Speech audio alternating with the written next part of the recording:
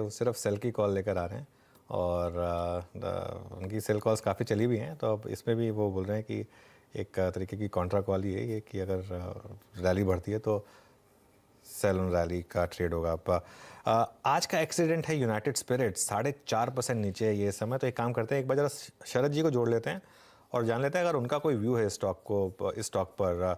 शरद जी good morning, कोई view आपका United spirits पर? काफ़ी टाइम से मार्केट उम्मीद कर रही है कि नंबर्स अच्छे आएंगे, लेकिन नंबर्स डिलीवरी नहीं कर रही है ये कंपनी। एक तो नंबर्स नहीं डिलीवर कर रही है और दूसरा प्रॉब्लम ये है कि वैल्यूएशन हमेशा थोड़ी सी एक्सपेंसिव रहती है।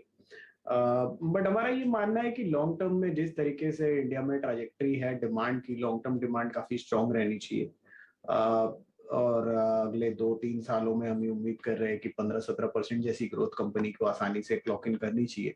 तो एक बारी वो ग्रोथ नंबर इस साल तो अब लगभग टेपिड हो जाएगा, 1-2% की एक्सपेक्टेशन थी, तो नंबर्स के बाद मेरे हिसाब से वो थोड़ा और टेपिड हो जाएगा।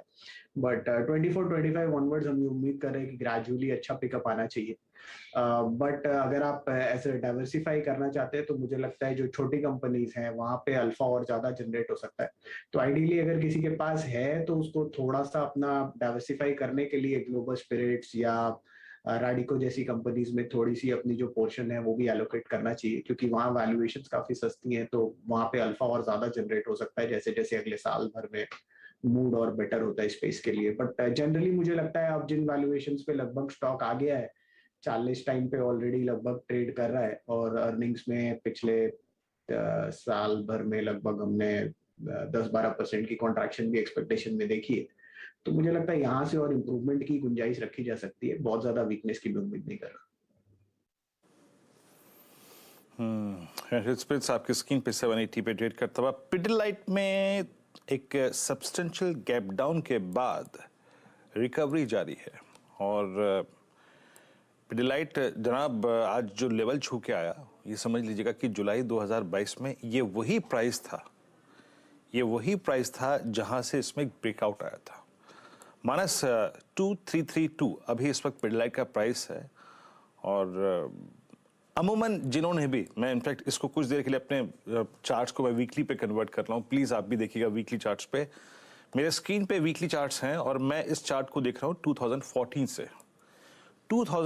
से लेकर अब तक। इनफैक्ट दर्शकों से भी गुजारिश है, जो लोग ट्रेड्स लेते हैं या फिर इन्वेस्टमेंट कॉल लेते हैं, चार्ट्स को देख के जाइए और 100 week exponential moving average draw करिए।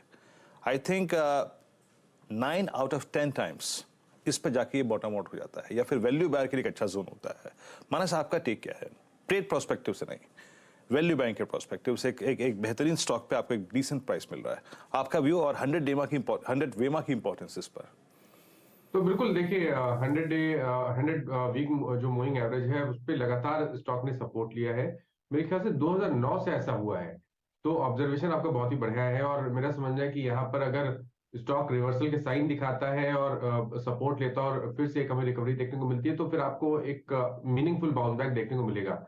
लेकिन उसके साथ ये भी मेंशन करूंगा कि अगर ऐसा नहीं होता है, अगर ये 100 वीक मूविंग एवरेज ब्रीच हो जाता है, तो फिर आपको अच्छी खासी गिरावट भी देखने को मिलेगी, क्योंकि ऐसा काफी सालों में ऐसा नहीं हुआ।